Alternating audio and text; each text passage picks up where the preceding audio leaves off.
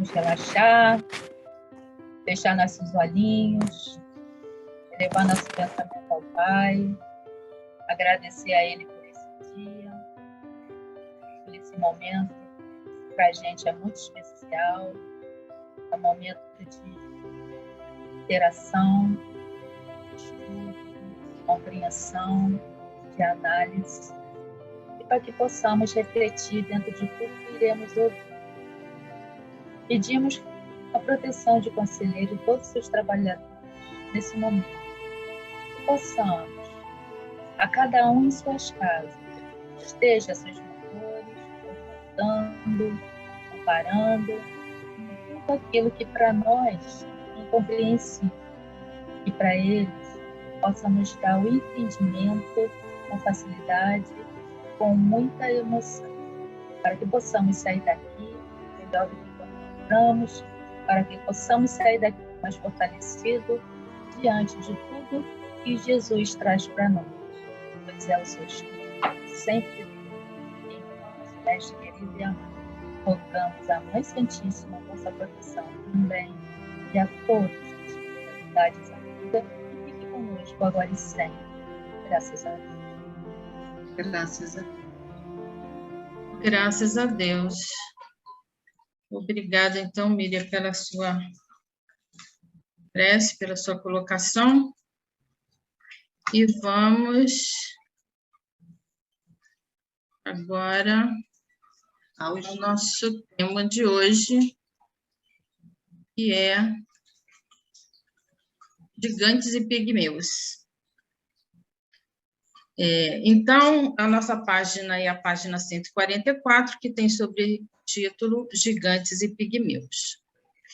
Vinícius, ele começa falando sobre Ernesto Renan, dizendo que, estudando o cristianismo, Ernesto Renan fez exatamente como certos anatomistas que, dissecando corpos, acabam por afirmar a inexistência da alma, visto não a haverem encontrado, porque os anatomistas são aqueles que estudam justamente os corpos, né? Trabalham com a matéria.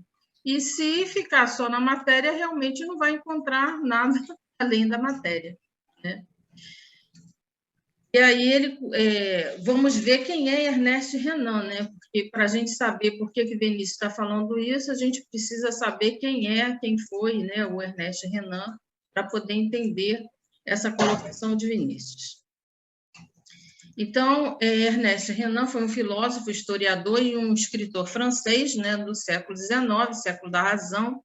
Ele frequentou o seminário até os 21 anos, de onde ele saiu, depois desse tempo, com uma formação religiosa sólida, porém, ele deixou de lado a vida eclesiástica, né, não chegou a se ordenar sacerdote, e entrou numa crise vocacional. Ele passa, então, a interessar-se pelas ciências da natureza e rejeita tudo que é sobrenatural, afirmando a certeza de um determinismo universal, levantando a bandeira do positivismo. Então, com toda a formação que ele teve, ele acaba caindo, né, para o outro extremo. Então, esse foi Ernesto Renan. Vinícius continua, então, dizendo que esse grande, né, o grande escritor e filósofo, que é o Ernesto Renan, interessou-se deveras pela obra e pela individualidade de Jesus. Ele transferiu-se para a Palestina, indagou, pesquisou e rebuscou minuciosamente tudo o que havia a respeito do Cristo e da sua doutrina. Pôs a serviço dessa empresa o melhor de seus esforços, de sua culta e vasta inteligência, de seus vários e sólidos conhecimentos, de seus recursos intelectuais e materiais. Então, Ernesto Renan escreveu, em 1863, A Vida de Jesus, o livro intitulado Vida de Jesus.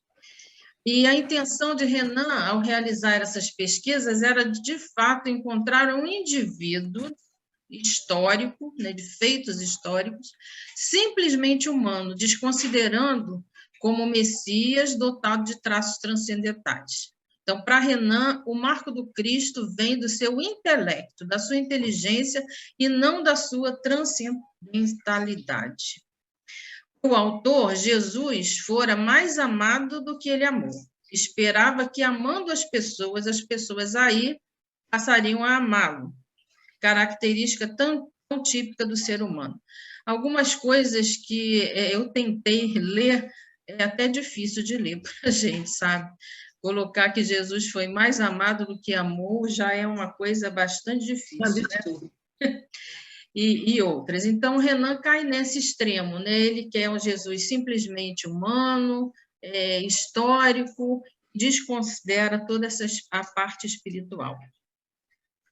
Continua Vinícius.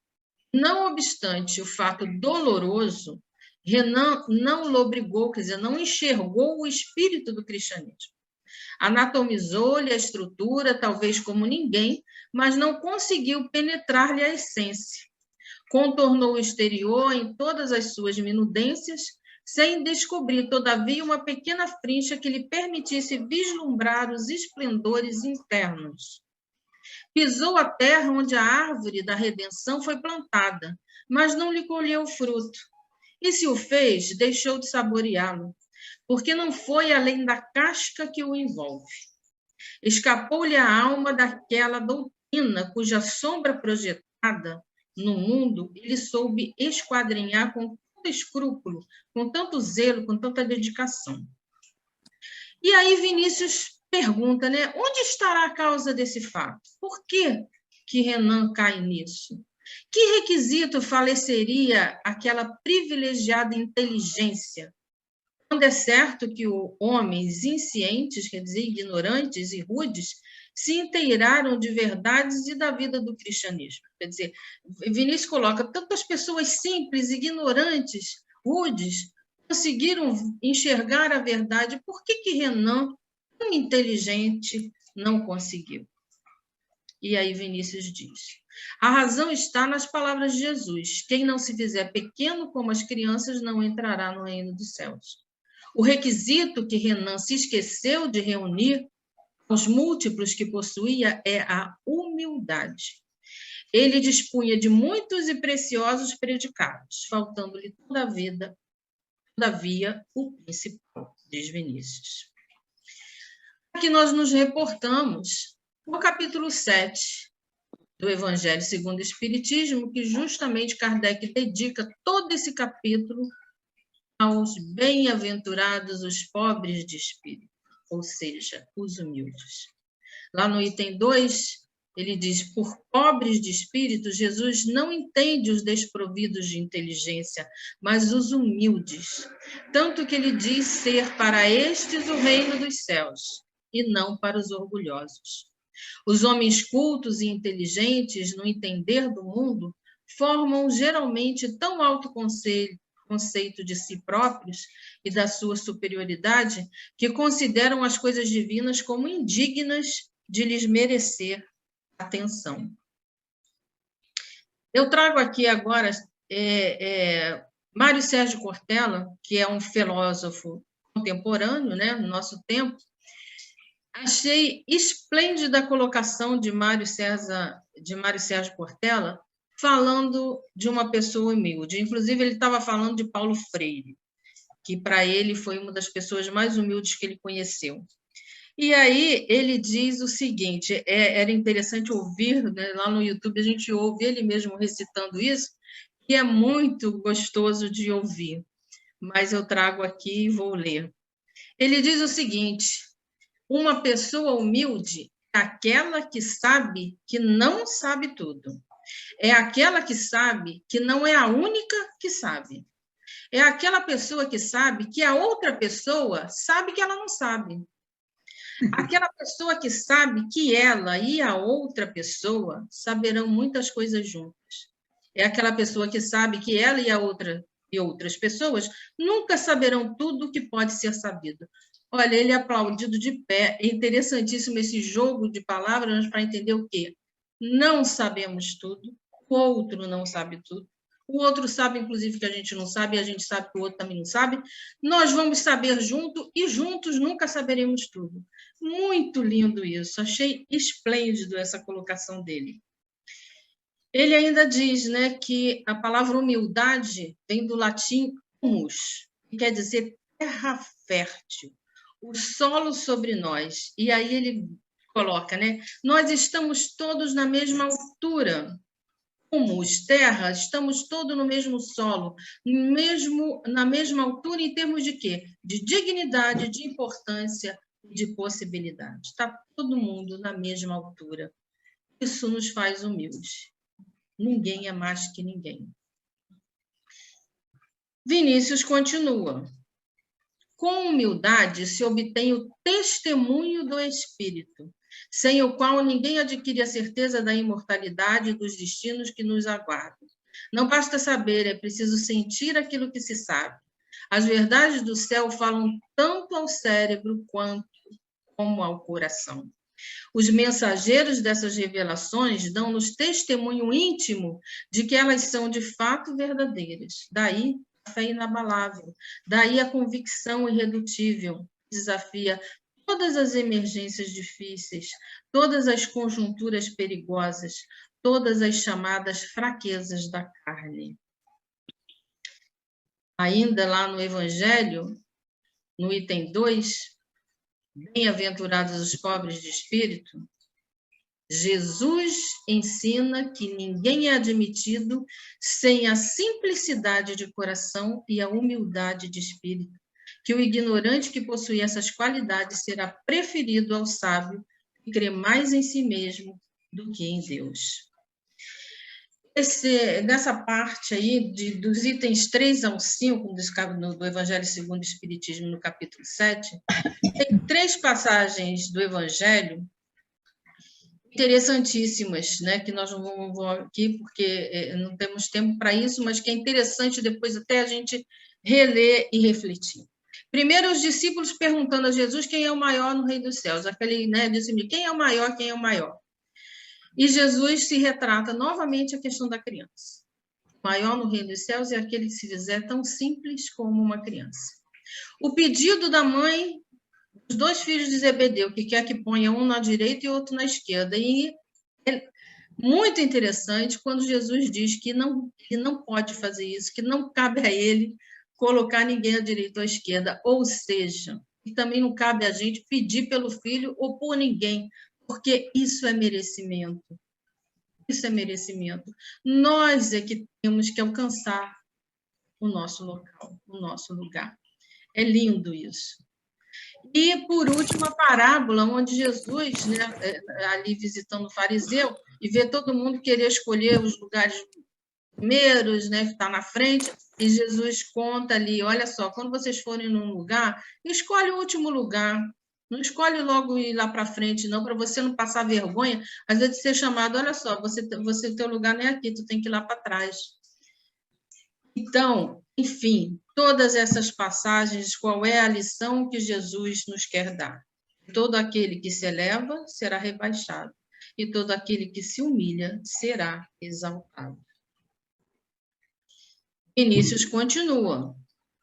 É indispensável que nosso espírito encarnado, olha que coisa interessantíssima, receba consciente e inteligentemente o influxo do espírito para que nos inteiremos do caminho a seguir. Influxo do espírito. É preciso eu deixar que a ação do fluxo se faça. Então, se eu fico com o meu espírito encarnado só na matéria, só vendo a matéria, e não deixo o influxo do espiritual, da espiritualidade agir em mim, diz Vinícius aí, ó. Nós não vamos chegar. É indispensável que a gente deixe esse influir do espírito no espírito encarnado. A chama escrava, visitada pela chama livre, olha que lindo, a chama escrava, o espírito encarnado, visitado pela chama livre, devassa num relanceado de olhos os mistérios do infinito. Ou seja, ou eu me deixo influir pela espiritualidade que me conduz, ou eu vou ficar sempre na matéria e cair no erro que Renan caiu. Lá ainda no capítulo 7 do Evangelho segundo o Espiritismo, a gente tem agora aqui a mensagem, né? Aquela parte da mensagem dos Espíritos, né? E aí a gente tem uma mensagem de Lacordaire, não coloquei toda aqui, em 1863, em Constantino. Algumas coisas eu coloco aqui. A humildade é uma virtude bem esquecida entre vós. Os grandes exemplos que vos foram dados são bem pouco seguidos. E, entretanto, sem humildade podeis ser caridosos. Para com o vosso próximo, pergunta ele, como que a gente pode ser caridoso sem a humildade? Ah, não, pois este sentimento nivela os homens. Mostra-lhe que são irmãos. Olha a questão do nivelado humus, da terra, do solo, que estamos na mesma posição, né? No mesmo patamar de oportunidade, de condição. Sem a humildade, enfeitai-vos de virtudes que não tendes, como se estivesses usando uma vestimenta para esconder as deformidades do corpo. Lembrai-vos daquele que nos salva. Lembrai-vos de sua humildade, que o fez tão grande e o elevou acima de todos os profetas. Lembrai-vos de Jesus, né? Vinícius continua. Ora, foi precisamente essa parte, a alma do cristianismo, que Renan morreu ignorando. E como ele, muitos, mesmo dentre os contatos do número dos crentes, outros tantos também morreram sem entender o Cristo. Este fenômeno explica, a seu turno, a retratação de um Rui e de um Junqueira, rendendo-se aos seus últimos dias ao jugo ultramontano, cujos males tanto haviam profligado. Não fui atrás de quem fui até, né, de Rui e Junqueira, mas como não tem sobrenome, mas é preciso a gente entender o que é o ultramontanismo, que é justamente o que Rui e Junqueira se colocaram contra, né? E aqui o Vinícius traz que eles se retrataram, eles foram contra, mas ao mesmo tempo se perderam. O ultramontanismo foi uma doutrina política católica que buscava em Roma a sua principal referência, ou seja, reforçava, né, reforça e defende a autoridade absoluta do Papa em matéria de disciplina e fé. Então, tudo nas mãos, né, no comando do papado. Então, isso era o ultramontanismo e muitos foram contra isso. Inclusive, é isso que Vinícius coloca, Rui e Junqueira, só que se perderam. Você vai contra essa questão, mas esquece da outra. Vinícius diz, quer um, quer outro, quer dizer, quer o Rui, quer o Junqueira, não havia penetrado o reino de Deus, que é o reino do Espírito. Porque se não soube fazer criança. A simplicidade que Jesus fala, lá no capítulo 7, lá nos Evangelhos. Faltou-lhes o testemunho do Espírito, por isso, na hora extrema, na conjuntura difícil, ambos fraquejaram a despeito de serem estrelas de primeira grandeza na constelação do saber. De outra sorte, vemos criaturas frágeis e simples darem exemplos de coragem e de valor que assombram e edificam. Exemplos como a gente vê agora, que Vinícius coloca. Vemos um Estevão, que de rosto sorridente, ora pelos seus algozes, quando lapidado por motivo da fé que abraçara. Vemos no séquito de Tufrago uma Joana d'Arc, impávida, diante da fogueira que a esperava, né? Sustentando até os derradeiros momentos a sua fé nas vozes do céu, motivo por que fora condenada. Vemos Policarpo, o septuagenário, caindo nas garras dos pagãos, preferiu o martírio a ceder às insistentes solicitações que lhe faziam para abjurar. De onde vinha tanto ao moço como ao velho, tanto ao homem como à mulher, esse denodo, essa coragem, esse valor, senão dos testemunhos do Espírito ao qual fizeram jus? O Vinícius coloca aqui esses exemplos, né, dessas pessoas que deixaram o influxo do Espírito agir sobre a matéria. E aí ele vai terminando dizendo: o testemunho do Espírito parece nada, no entanto, com ele, os pigmeus se tornam gigantes, e sem ele, os pigmeus, os gigantes, se tornam pigmeus. E lá no item 6, o capítulo 7 do Evangelho segundo o Espiritismo, Kardec nos diz que o Espiritismo vem confirmar a teoria pelo exemplo, mostrando-nos que os grandes no reino dos espíritos são os que foram pequenos na terra, e que frequentemente são bem pequenos os que foram grandes e poderosos. A lição que Kardec nos dá como nós, espírita, precisamos entrar nesse influxo. Vamos, então, nesse momento, nos concentrar para a nossa oração, para a nossa prece. Pai de infinita bondade e misericórdia, te agradecemos enormemente porque te fizeste pequeno e humano, habitaste nesse planeta para nos ensinar essa grande verdade da humildade, nos ensinando como a simplicidade, como nos colocar como irmãos, uns ao lado dos outros. É assim que encontraremos a verdade. É assim que encontraremos o caminho que pode nos dar o merecimento de sentar à direita ou sentar à esquerda, ou não sentar em lugar nenhum. Aquilo que vai nos dar o caminho de tantas reencarnações,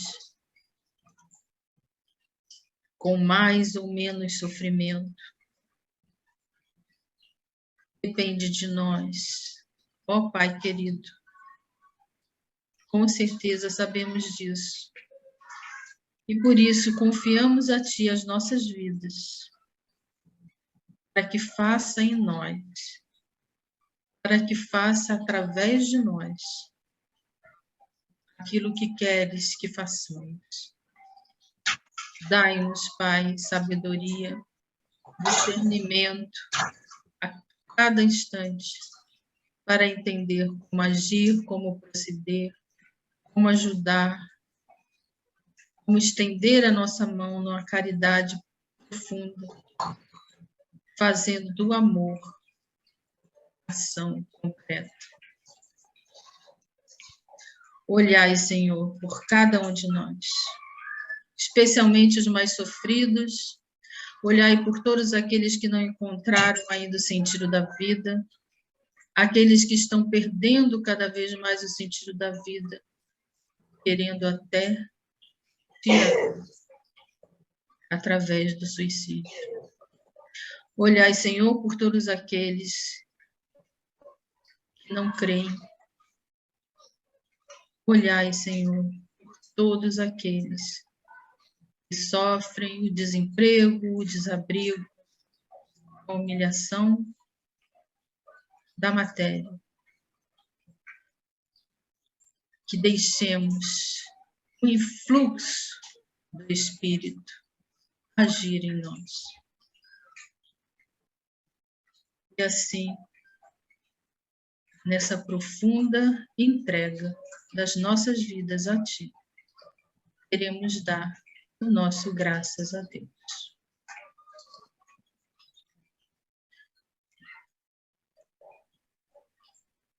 Palavra aberta para quem quiser. Muito bom, né? Muito bom. E para a gente deixar esse influxo agir, a gente precisa ter a convicção de que somos espíritos. E ainda falta muito disso, né? A gente se julga tudo, menos do que na realidade a gente é, que é espírito. Nós não somos corpo, nós somos espírito. E por quantas e quantas vezes não permitimos essa interligação da espiritualidade conosco? Por quantas vezes nos negamos a deixar a espiritualidade agir, a nos orientar, a nos conduzir? Eles sabem muito bem o que nós realmente necessitamos. Mas, como diz, e você trouxe muito bem aí no Evangelho, quando a gente não tem essa humildade de se olhar e se assumir o que se realmente é, a gente fica se vestindo dessas virtudes que não temos e acabamos atrapalhando tudo. Não entramos em conexão com o mais alto, não permitimos a sua ação e passamos a existência simplesmente, muitos de nós, em branco, em brancas nuvens, quando tanto poderíamos fazer se nos permitíssemos ser realmente esses espíritos que precisam, que necessitam de condução, de orientação, de luz. Excelente estudo, muito obrigada. Então a lição, a Regina já falou, né, nos toques mesmo, falou em tudo, e a simbologia, né, a simbologia do título. Não, o gigante, aquele orgulhoso, prepotente, que acha que sabe tudo. Tudo isso foi passado. Vinícius é demais, né? E o pigmeu, que aparenta ser pequeno, mas se ele tem humildade, e se essa humildade é carregada de amor, por dentro, em espírito, ele é um gigante. Foi muito bem falado, né? Bem esclarecido, e Vinícius ele sabe como colocar desde o título, a simbologia do título, e quantas coisas novas, né, que Valéria trouxe para nós, né, aqueles estudos que ela foi falar dos filósofos, e é isso mesmo que acontece, porque assim, eu conheço muitas pessoas que entraram para a medicina e que viram dissecar cadáveres, né, e passaram algum tempo sem acreditar em Deus. Sem acreditar em Deus e sem acreditar no Espírito. Por quê? É só ali, aquilo ali acabou, dissecou, dividiu tudo, sei lá para onde foi, e não tem a certeza que ele está buscando a alma naquele corpo que já está morto. E não é assim, né? Não é assim. Então, foi maravilhosa a lição. Muito boa mesmo, porque até nós mesmo precisamos de ter essa certeza que somos espíritos e que não vamos encontrar luz nas coisas da matéria, a não ser a luz que acende o nosso interruptor aqui do quarto ou da sala, né? Mas a luz divina a gente só vai encontrar quando nós nos colocarmos num lugar de humilde, né? E saber que nada sabemos ainda, porque quantas coisas estão aparecendo por aí, né? A física quântica, quanto está desvendando, quantos livros estão trazendo novas coisas, até para a doutrina, né? Conforme Kardec falou, se vem na palavra, né, que não vai desfazer a verdade, a gente pode aceitar, né? Mas quantas coisas estão chegando que vêm de acordo para o esclarecimento, até da necessidade que nós estamos passando, como nesse plano, né? Nesse plano nivelado, que o nosso planeta está ainda em provas e expiação. E nós estamos marchando para a luz, mas antes vamos passar pela regeneração. Vamos nos curar de quê? Da vaidade, do orgulho, da prepotência. Vamos ser humildes, porque é lá na humildade que está o amor que Jesus nos ensinou. Obrigada, Valéria. Foi ótimo. Valéria, dá 50 horas de estudo isso que você falou aí. uma coisa interessante que lá, na época de Renan, ele fez o trabalho dele, né? Ele estava no tempo dele, fazendo as perguntas, porque estava tudo se descobrindo. E Renan ainda não sabia que o homem iria à Lua. Porque se ele olha o homem para a Terra e ele vê o quanto nada ele é, ele iria ficar perturbado. Assim como hoje a gente olha e percebe que, como a Leila acabou de falar, nós estamos numa era interestelar. Nós estamos descobrindo a nossa família interestelar. Então, para a gente ver que a gente hoje não é nada, continuamos não sendo nada com todo o aprendizado que a gente teve depois de Renan. A gente continua não sendo nada. Por isso que a gente precisa ser humilde para ter essa interpretação da vida. Nós temos cada um o seu papel, mas a gente não precisa se achar o dono da cocada, se a gente não tem nem um coco, né? A gente nem tem um coco para fazer a cocada. Então, essa é uma coisa que é para a gente pensar mesmo e refletir mesmo, que às vezes a gente acha que eu estou me sentindo tão iluminada, estou tão melhor, mas não está não, minha filha. Tu continua trevosa. Ainda está trevosa e não sabe, né? E a gente não sabe.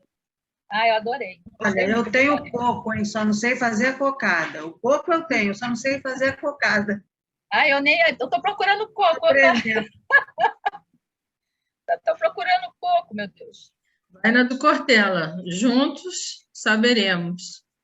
Juntos continuaremos aí sem saber tudo. Por isso que a gente está junto nessa caminhada, o cego criando, né? Cuidando do outro, às vezes um abre o olho e vê alguma coisa diferente, e vamos todo mundo junto, porque a gente está na mesma caminhada. Por isso eu falo, fazer as pazes com o inimigo que está junto contigo. Seja mais amigo, mais irmão.